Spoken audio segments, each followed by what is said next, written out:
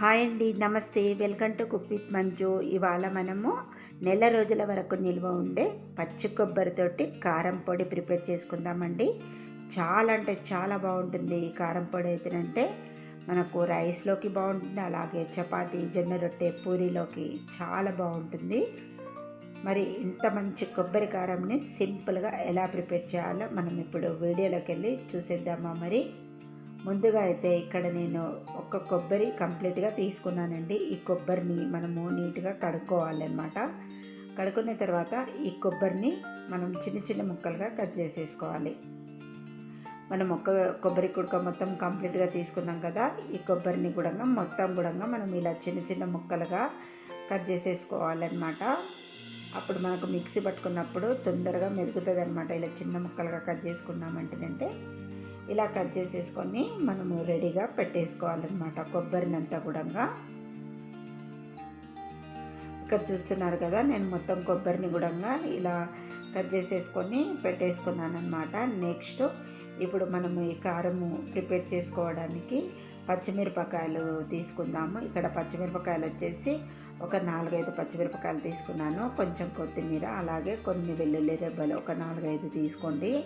తర్వాత mixie jar తీసుకొని ఇందులోకి పచ్చి కొబ్బరి ముక్కలు వేసేసుకోవాలి. వేసుకున్న తర్వాత ఇప్పుడు కొత్తిమీర వేసుకుందాము. కొత్తిమీర వేసేసుకున్న తర్వాత ఇందులోకి వెల్లుల్లి వేసుకోవాలి. వెల్లుల్లి కంపల్సరీగా వేసుకోండి, ఫ్లేవర్ అనేది చాలా బాగుంటుంది. ఈ వెల్లుల్లితోటి మంచి రుచిగా వస్తుందన్నమాట ఈ కొబ్బరి కారము. ఇప్పుడు వెల్లుల్లి వేసాను కదా, తర్వాత పచ్చిమిరపకాయలు వేసుకోండి. నేను ఇక్కడ కారం ఎక్కువగా ఉండే మిర్చి తీసుకున్నాను కాబట్టి ఒక 4-5 తీసుకున్నాను. మీరు కారం తక్కువగా ఉండే మిర్చి అయితేనంటే ఇంకొన్ని ఎక్కువగానే తీసుకోండి.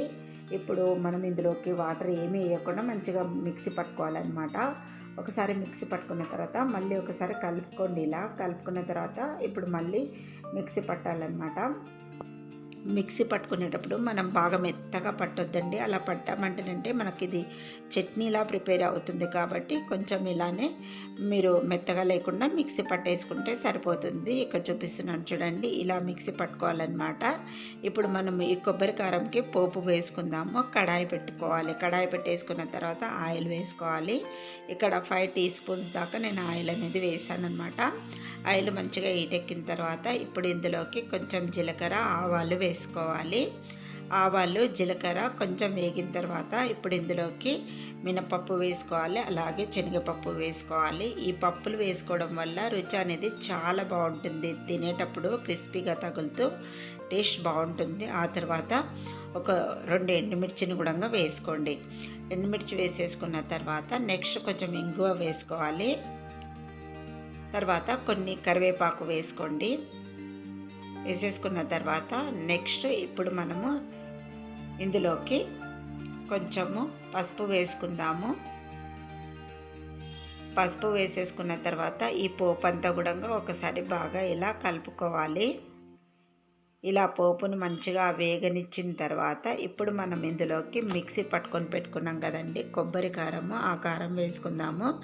ఈ కొబ్బరి పొడి అంతా వేసేసుకున్న తర్వాత ఈ కొబ్బరి పొడి మొత్తం పోపులో కలిసేటట్టు మంచిగా ఇలా కలుపుకోవాలి. కలిపేటప్పుడు ఫ్లేమ్ను అస్సలు పెంచొద్దు, మీడియం ఫ్లేమ్లో పెట్టేసుకొని మంచిగా కలుపుకోవాలి. మనం పచ్చి కొబ్బరి వాడాం కాబట్టి తేమ అనేది ఉంటుంది, చెమ్మ ఉంటుంది కదా కొబ్బరిలో. కాబట్టి మనము ఫ్లేమ్ను సిమ్లో పెట్టేసుకొని ఈ కొబ్బరిలో తేమంతా చెమ్మంతా పోయేంత వరకు కూడా మంచిగా ఇలా వేపుకోవాలి. కొబ్బరిని ఇలా ఎంత బాగా వేపుకుంటామో మనకు ఈ కొబ్బరి కారం అనేది అంత ఎక్కువ రోజుల వరకు కూడా స్టోర్ చేసుకోవచ్చు అన్నమాట. ఇలా కంప్లీట్గా తేమంతా పోయేంత వరకు కలుపుకుంటూ ఉండాలి. ఇలా కొంచెం డ్రై అయిన తర్వాత ఇందులోకి 1 టీ స్పూన్ దాకా సాల్ట్ వేసేసుకోండి. వేసుకున్న తర్వాత మళ్ళీ ఒకసారి మంచిగా కలుపుకోవాలి. మీరు పచ్చి కొబ్బరి మిక్సీ పట్టుకునేటప్పుడు ముందే వేయకండి. అలా వేసామంటే వాటర్ అనేది రిలీజ్ అయ్యి మన కొబ్బరి అనేది చట్నీలా ప్రిపేర్ అవుతుంది. కాబట్టి మనం ఈ టైంలో మనం సాల్ట్ అనేది వేసుకుంటే బాగుంటుంది. ఇలా సాల్ట్ వేసుకున్నాక కూడా ఇంకొంచెం సేపు మనం ఇలా కలుపుకుంటూ ఉండాలి. మనం ఇలా అడుగంటుతూ ఉంటుంది. ఇలా మంచిగా స్పూన్తో కలుపుకోవాలన్నమాట. చూసారు కదా, ఇలా మనకు మెల్లమెల్లగా మనకు కొబ్బరిలో తేమంతా పోయి డ్రైగా అవుతుందన్నమాట. బాగా పొడి పొడిగా వచ్చేంత వరకు కూడా కలుపుకోవాలి. ఇలా ఇది కొంచెం టైం పడుతుందండి, నెమ్మదిగా చేసుకోవాలి. అప్పుడే మనకు స్టోర్ ఉంటుందన్నమాట.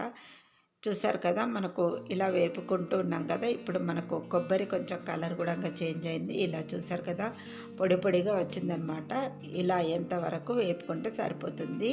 ఇప్పుడు దీన్నంతా కూడా మనం ఒక బౌల్లోకి తీసుకుందాము. బౌల్లోకి కొబ్బరి కారం అంతా తీసేసుకున్న తర్వాత ఇక్కడ చూపిస్తున్నాను చూడండి, ఇలా ఉండాలన్నమాట. పొడి పొడిగా ఉండాలి. చేతికాయలు కూడా అస్సలు అంటుకోవట్లేదు చూడండి. ఇలా పొడిగా అయ్యేంతవరకు మీరు వేపుకుంటే సరిపోతుంది. ఇప్పుడు ఇందులోకి నిమ్మకాయ జ్యూస్ వేసుకోవాలన్నమాట. కొంచెం చిన్న నిమ్మకాయ ముక్క కట్ చేసుకొని నేను ఇలా జ్యూస్ పిండేస్తున్నాను. ఇలా నిమ్మకాయ వేసుకోవడం వల్ల రుచి చాలా బాగుంటుంది. నిమ్మకాయ వేసేసుకున్న తర్వాత ఈ నిమ్మరసంని కూడా మంచిగా కొబ్బరికి పట్టేటట్టు కలిపేసుకోవాలన్నమాట. ఇలా మంచిగా కలుపుకుంటే మనం వేసుకున్న నిమ్మరసం మొత్తం కొబ్బరి కారంకి మంచిగా పడుతుంది. చాలా బాగుంటుంది ఈ నిమ్మరసం వేసుకోవడం వల్ల రుచి అనేది. చూసారు కదా, ఇలా కలిపేసుకోండి. అంతే, మనకి ఇప్పుడు పచ్చి కొబ్బరితోటి కొబ్బరి కారం రెడీ అయిపోయింది. చాలా అంటే చాలా బాగుంటుందండి. తప్పకుండా ట్రై చేసి ఎలా వచ్చిందో నా కామెంట్ రూపంలో తెలపండి. మరిన్ని ఇంట్రెస్టింగ్ వీడియోస్ కోసం ప్లీజ్ నా ఛానల్ని సబ్స్క్రైబ్ చేయండి. అలాగే లైక్ ఇవ్వడం అయితే మర్చిపోకండి.